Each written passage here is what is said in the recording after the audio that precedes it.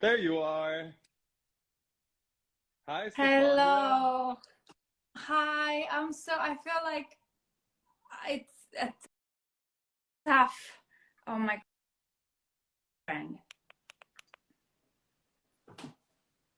Can you hear me? There you are. You froze for a second, but you're back. Okay. I was just saying, Hi. I'm so sorry about your friend. This is Oh, heartbreaking. thank you. I appreciate that. I really appreciate that. And as I said, I know that she wouldn't have wanted me to continue on with the show. And you were somebody who everybody was so excited by to be here and so touched by. And you touched so many lives. So I knew I had to do the show this week with you. Thank you. Of course, of course. So thank you so much for being here, Stefania. Oh Pleasure. my God, we have so much to talk about. But first of all, huge congratulations to you on all of the success of your work on Grey's Anatomy and, of course, Station 19, the spinoff. Thank you. And the show is coming back this month. Fans are like, we're ready. We're ready. I So am too. I bet you are. I bet you are. So I want to bring it back for a minute to the beginning. When you first learned about this role, right? What was it that attracted you to wanting to be a part of this series in Shondaland to begin with? Actually, this question makes me laugh because I feel like at the time, I didn't have the luxury of being attracted or not to a show because I was like busing table, actually, at the restaurant that I worked at. So anything they would offer me that had to do with TV, theater, or film, I'd be like, okay, I do it for free. Sure, let's go. So, and then it happened to be a show that I was a fan of, which was like a massive plus. And my best friend in Italy, and I always talked about the show. So it was a huge bonus and surprise. But yeah, at the time, I didn't have the thing of like, do I want to do Grey's Anatomy or no?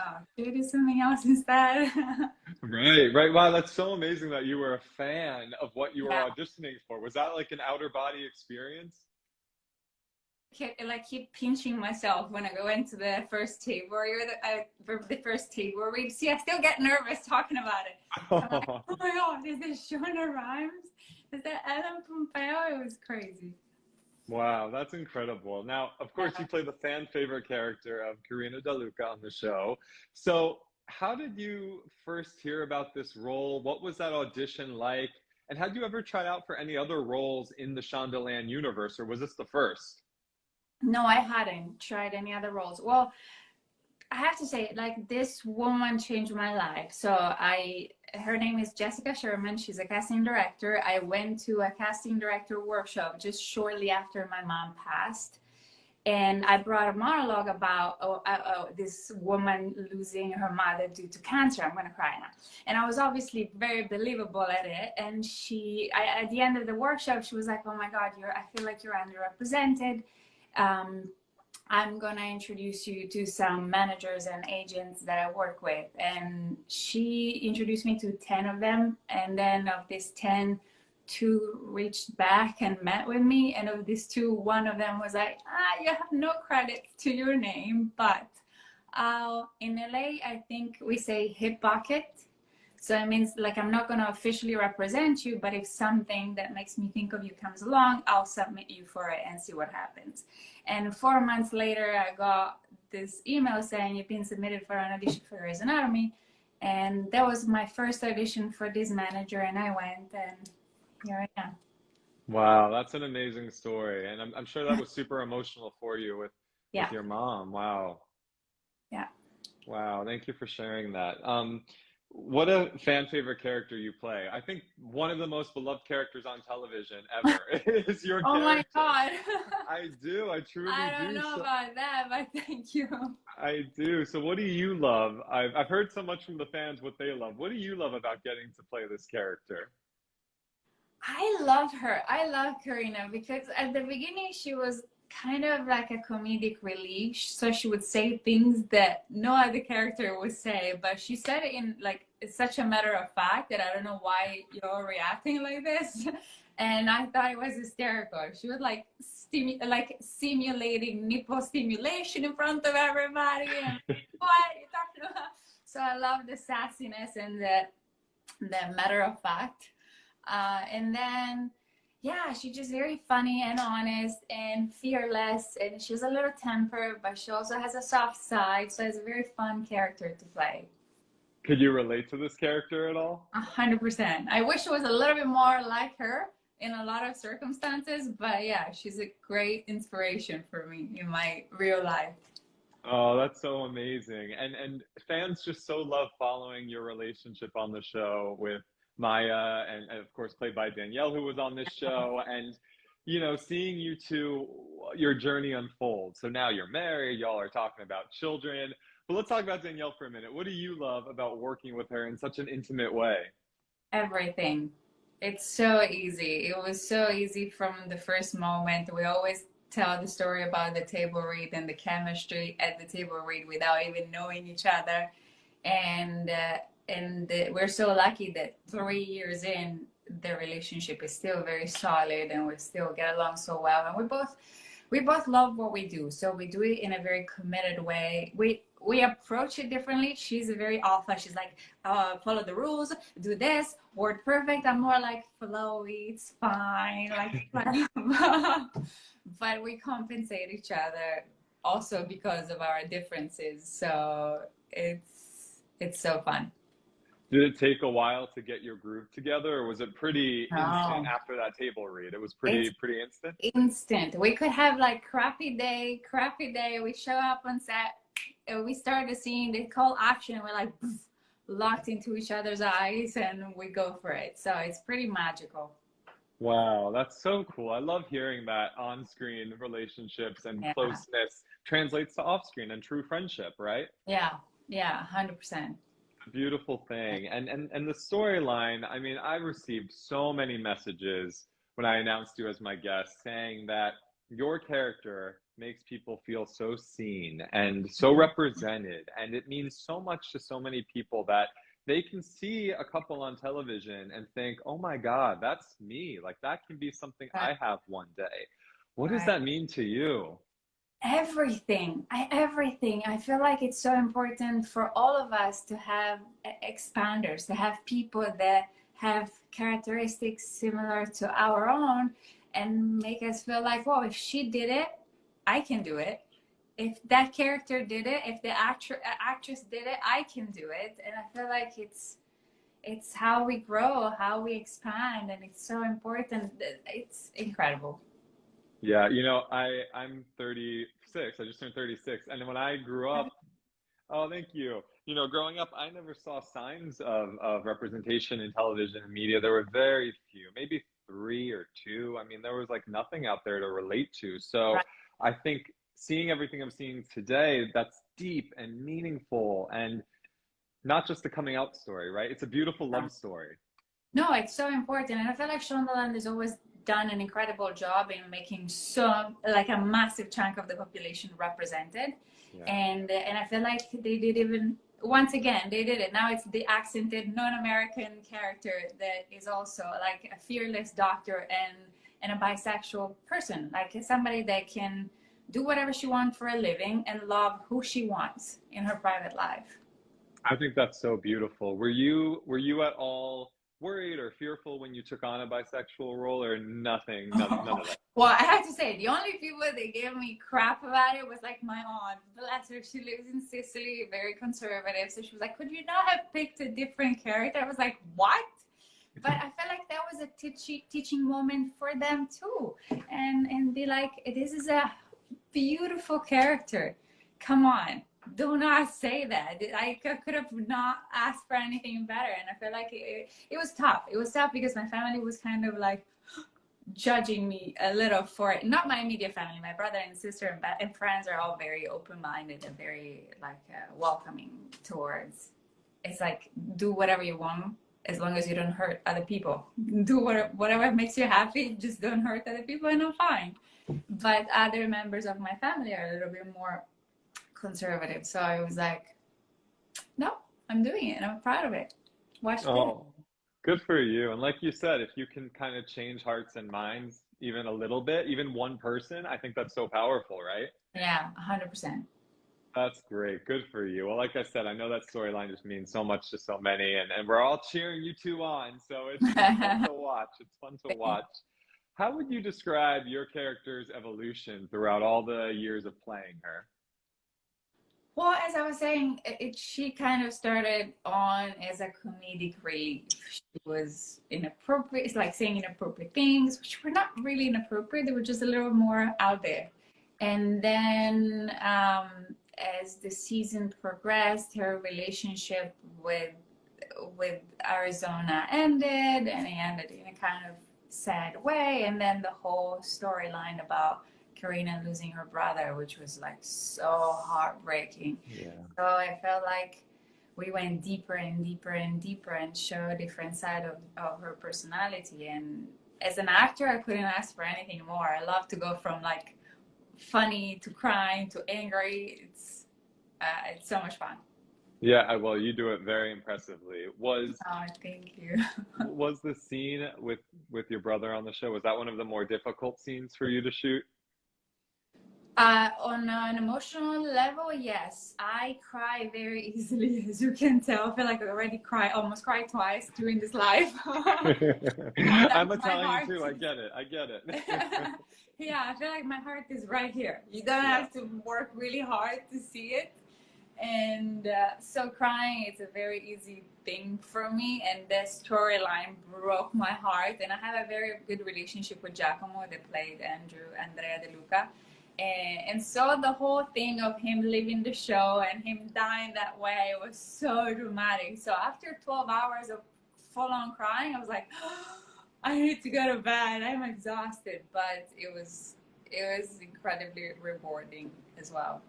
Yeah, powerful, powerful work. Mm. Now, there are so many scenes and moments for your character, I'm sure, that you love, and I know you've been asked about some of your favorites, and you talked about some. But what's maybe a scene that people haven't heard about as being one of your favorites, and what would that scene be and why?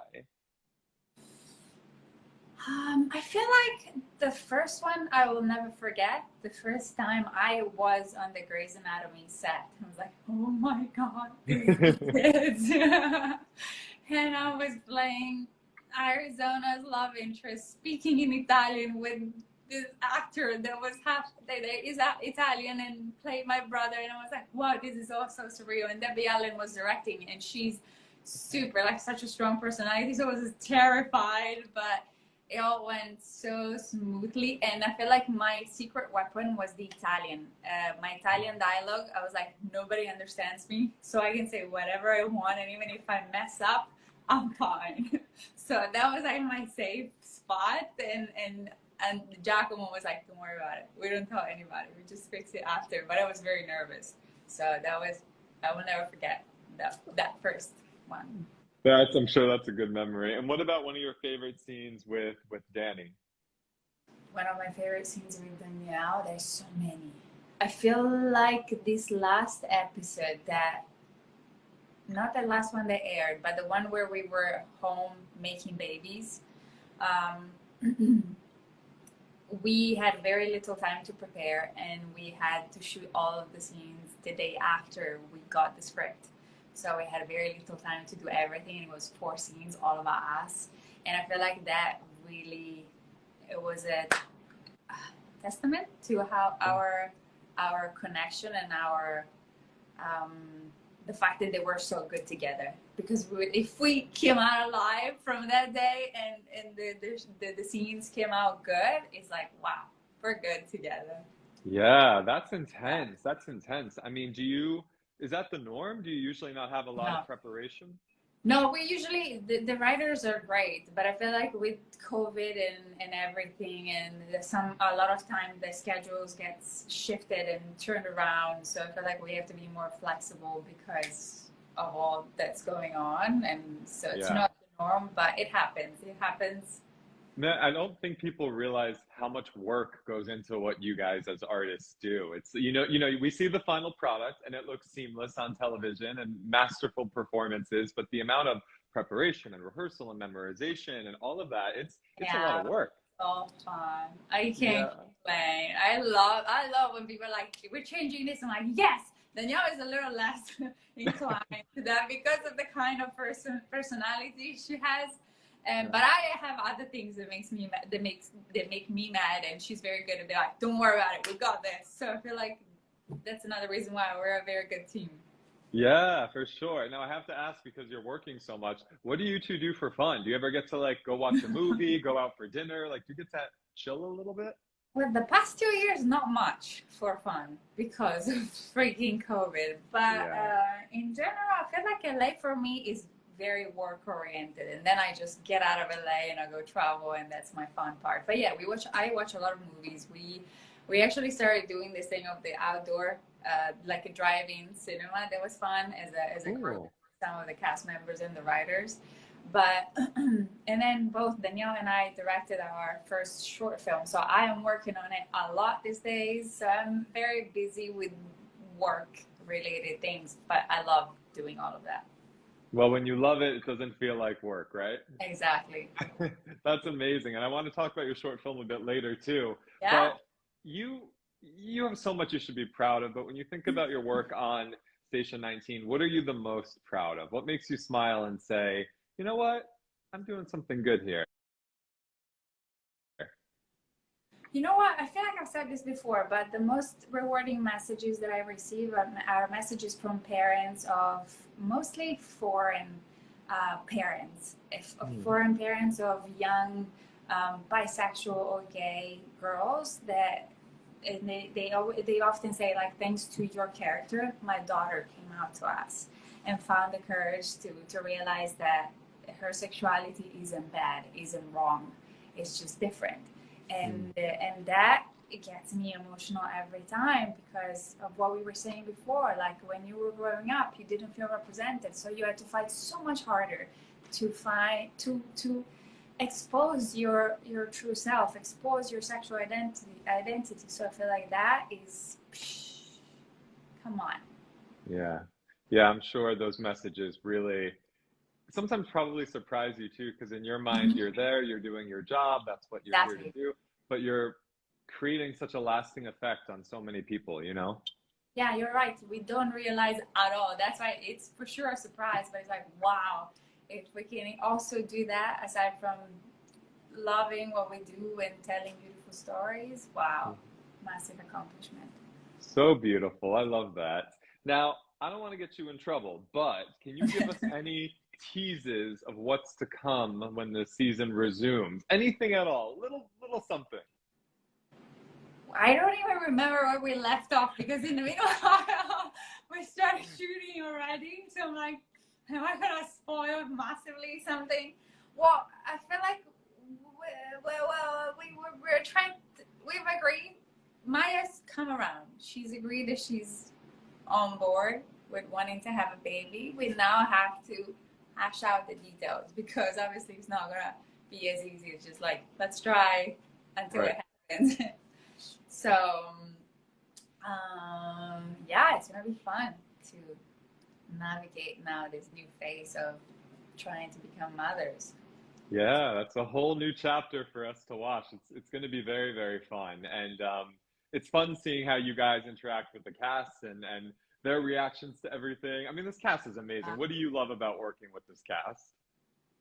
The cast and the so I love our showrunner. Krista is incredible. She's an Yeah. incredible being and an incredible artist. Obviously, she's done. Come on, genius. And then I feel like I work a lot with Danielle, so I spend a lot of time with Danielle. But I feel like most of my relationship with the cast members are the same on screen as they are off screen. So like Gray, Damon, Jack's relationship and I is very similar in real life to what we have on screen. It's like a little brother dynamic, and I'm always like bossing him around and be like, no, don't do this. And he's like, okay, you're so intimidating. Boris Sullivan, I love his sense of humor. He's very dry and sarcastic, and it cracks me up. And I'm always like the goofball that kind of like, yeah. But yeah, I feel like in general, we're all a little older and more mature, and so appreciative of where, like, what we get to do for a living. So it's fun.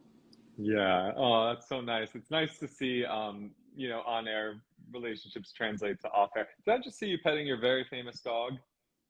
Jeff, she's not Yeah. here right now. Oh, I thought you were petting a I dog. would. She's like coming actually in a couple of hours. A lot of people were like, "Say hi to the dog." You know, Jeff is amazing. She's the best. Oh, that's so fun. Now, we have some fan questions, but before we get to the fan questions, Yeah. I love that you are the epitome of somebody who has worked so hard coming from another country, from Italy, from Sicily, Yeah. Good from job. Sicily, and Well came prepared. here and created this career for yourself. So, what was that journey like? Because I think a lot of people are super inspired by you doing that and taking such a big leap of faith. So, what was that journey from Sicily to here like? It was long. I'm Yeah. almost 40, so it was going like it was done step by step. But I feel like I was always very fearless as a young adult, and I always followed my guts. So I started working in a holiday resort when I was 15 in the summers, and this girl was a dancer and she was doing it professionally. And she was like, "You should come to Milan." And I was like, "What? You can be a dancer as a job? This is amazing. You don't have to you didn't have to like teach in a school." And I felt like that was my expander. I was like, if she can do it, I can do it too. So I moved to Milan, did a performing art college, started working, and then I was like, I need to learn a new language. This Italian thing, I was like, I need to speak English when I travel. I don't speak any English. How do I do this? I met on a job, a crew from London. One of the people was Sicilian, but was born and raised in London. So he spoke Sicilian dialect and English. And he was like, "You should come. London is amazing." I was like, okay. I went for a week, booked 3 jobs, and moved to London. So, and then same thing with LA. I was like, okay, I'm feeling it. I'm going. So I feel like I've been very good at following my guts. LA was a massive setback for me. It crushed my ego.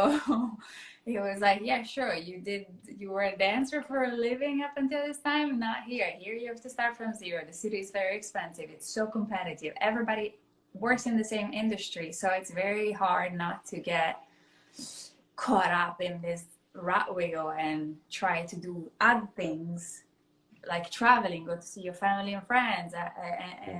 At some point I was like, I can't leave LA because when I leave, I'm gonna get an audition and I can't miss the audition. I was like, oh my God, you can't do that. You have to live a life.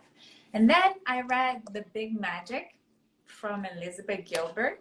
I love that. Love that But book. blew my mind. I was like, boom, this is it. I need to be willing to do this, even if on the side I have to keep waitressing. And Yeah. if I'm really committed to that. So I feel like find your natural talent, your natural inclination, work at getting better at it, and then wait for the opportunity to do it as a job. And if it doesn't come, you have to be okay with keep being whatever you are on the side that allows you to follow your artistic sparkle.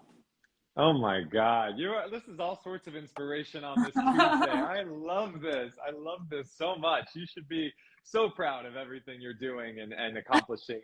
And I like your story. I really like your story because a lot of people think if I don't hit a certain amount of success before 30 or 35, then it's done. But that's not true. If Yeah. you stick with it, amazing things can happen. Look at your story. It's Yeah. amazing. It was tough. It was tough. My parents are like, "You're waitressing. Why didn't you come here and do that? Why do you have to move to America to do that?" And I'm like, "No, but there is a reason. I'm trying to."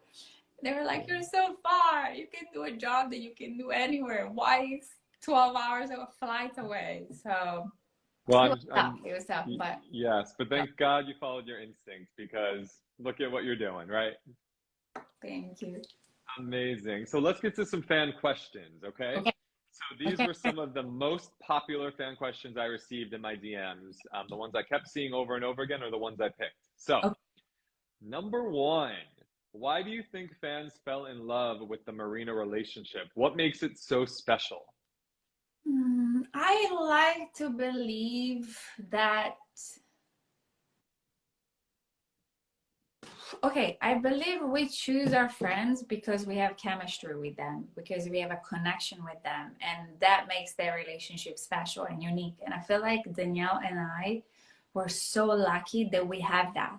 I feel like we were attracted to each other. We had this chemistry. We liked each other as people, and I feel like that translates because I think we're good actors, but I feel like when there is something more, when there is natural chemistry, when there is natural connection, makes the acting job so much easier. So I hope, I mean, I think maybe that's part of the reason. Also, the writers are great and write great stories for us. Yes, yes, I would agree. It's all of the above. Next question. I love this question. What is one thing Karina could learn from Stefania, and what can Stefania learn from Karina?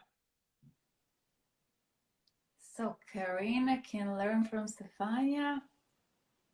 If anything. Not much, to be very honest. I think she's a better human being than I am. She's more figured out than I am, for sure. Um, that was saying something messed up, but I feel like Karina's style is a little bit more grown up than I would like. I would like her to be a little bit more youthful style clothing wise, but I guess she's a doctor, so fine. Maybe that's what Karina could learn from Stefania. And then Stefania from Karina, I love how unapologetic she is about what she truly believes, and I feel like I implement that more in my life. That's amazing. I love that. Great answers. Thank you. Is there a fun behind the scenes story that you can share that the fans don't know? Some sort of silly story. Stuff because I feel like we share them all, and or it happens a lot. I don't know. I wish I was more prepared. I had something smarter to say about this. I know it's hard when these are just the random fan questions, so anything come to mind. Let's pause this and go ahead Okay. and see if something comes up. All right, fair enough. Next question is, do you and Danielle ever improvise? And if so, what's been your favorite moment you improvise? We improvise a bunch, especially now that Danielle is okay with it. A bunch of kisses were improvised. A lot of our body stuff isn't scripted. The stage Really? direction doesn't say she touches her elbow or her shoulder, or she kisses her shoulder or anything like that. They just like to have an intimate moment. So a lot of that is improvised between us, and we're so comfortable with each other that sometimes we're like, oh, you had, like, we see after that my hand was on her butt and she was like, did you do that? And I was like, did I do that? And then, but it's like, again, so organic, and we're so in the moment that we don't even think about that. So those moments are usually organically crafted in there during the scene.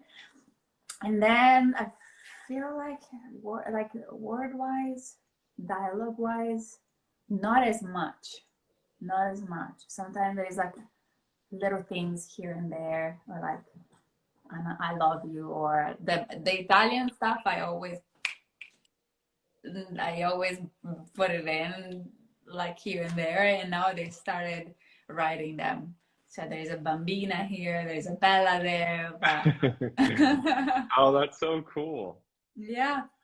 That's amazing. And it's truly a testament to, again, how close you guys are to be able to trust one another to do things that are off the cuff, right? Yeah. That's Definitely. amazing. A couple more fan questions. Yeah. I thought this was a cool question. Your favorite perk of having a female love interest? I feel like with women it's a little easier.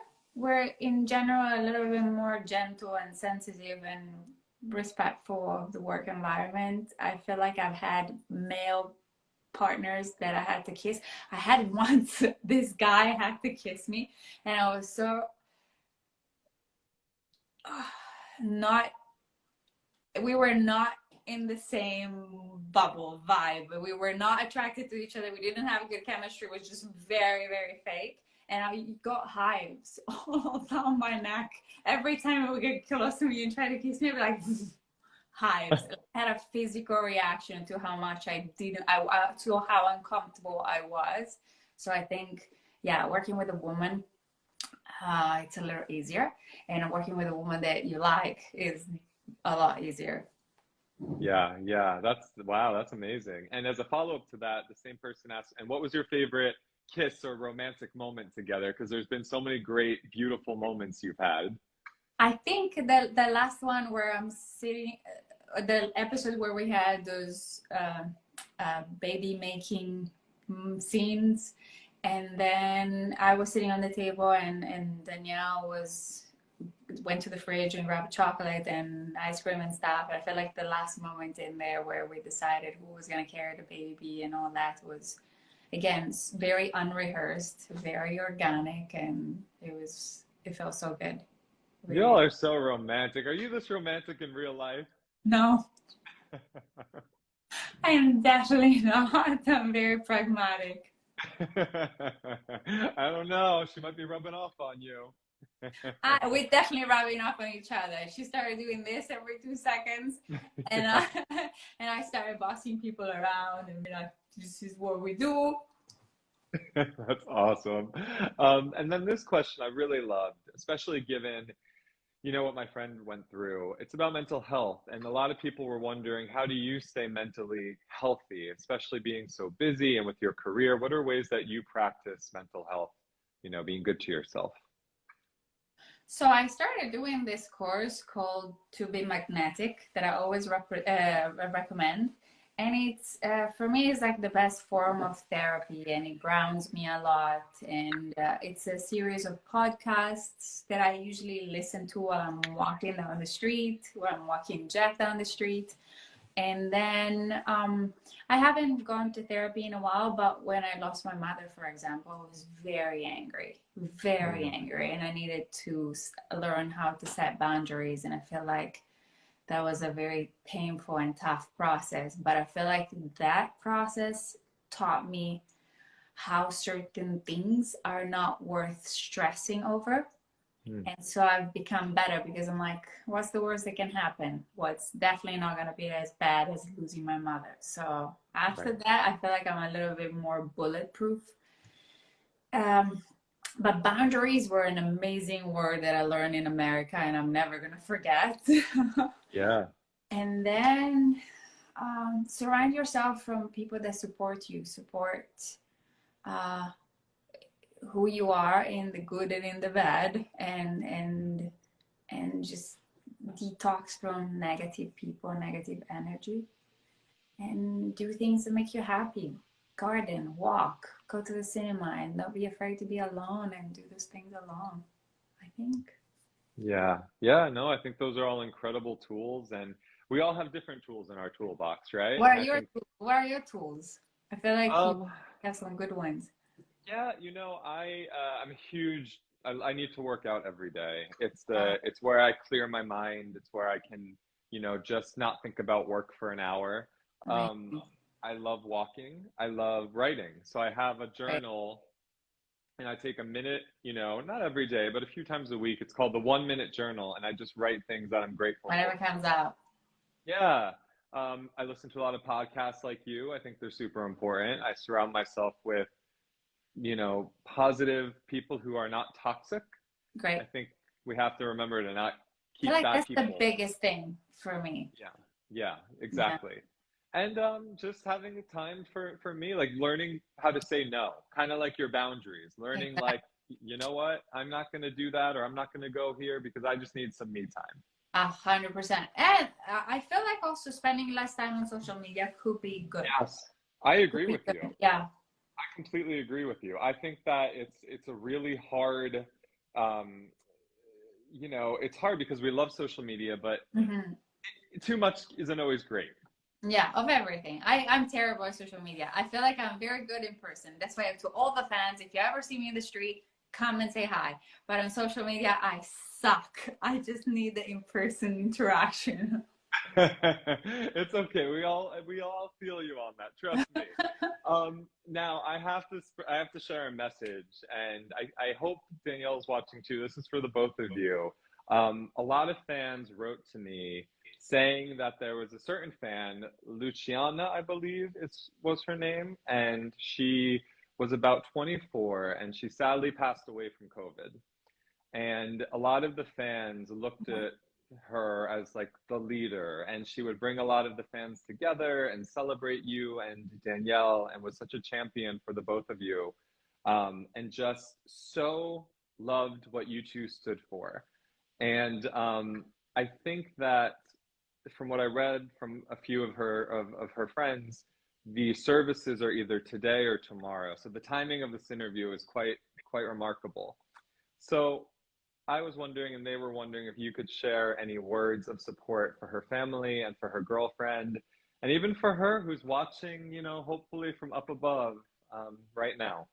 Oh my God, this is so tough. And I feel like there's so little that anybody can say to heal that kind of a pain, especially for her family, for her girlfriend, for her loved ones. It's just, yeah. I do believe that even when they're gone, people live on. I always say the story about booking this job, Grey's Anatomy job, going to the audition on my mom's birthday and starting working on my mom's name day, onomastico. And in a way, for me, that felt like she was watching me throughout all this. So I feel like feeling like even though they're not physically here, they're still here with us in some other way. I think is very helpful, beneficial, and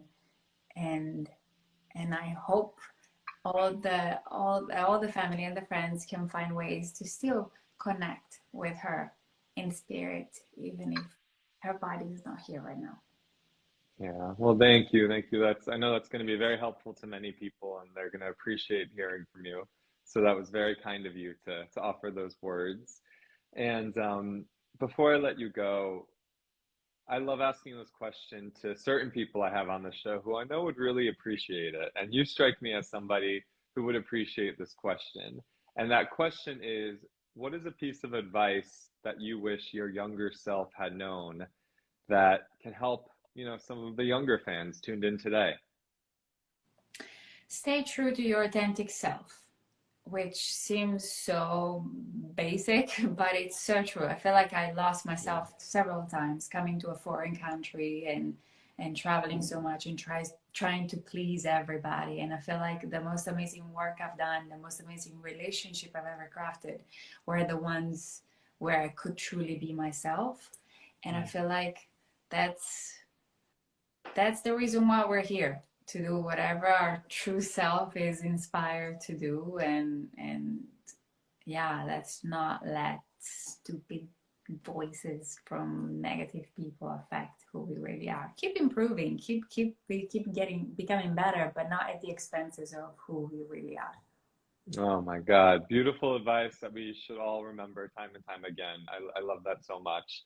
And to all of the fans who are tuned in, who are standing by your side, cheering you on, what do you want to say to everybody before we go?